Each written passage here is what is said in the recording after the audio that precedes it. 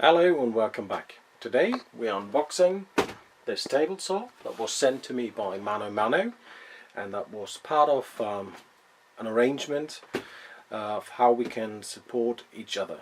Alright, so thank you very much to the team at ManoMano, and I'm looking forward to the next few projects that I have planned for this table saw. Alright, let's do this. Okay, the unboxing is pretty straightforward. As you can see, the saw comes in a cardboard box, and inside is some more styrofoam that helps keep the saw protected during the transport. If you have a small workshop, I recommend you do the unboxing outside because it can get a bit difficult. Before you throw away the styrofoam packing, make sure you take out all the components such as the miter gauge and the dust collection ports. If you're interested in buying this table saw or some other table saw, I will leave links down in the description to the ManoMano shops, where you can find a wide range of saws starting from beginner home gamer saws to professional contractor style saws.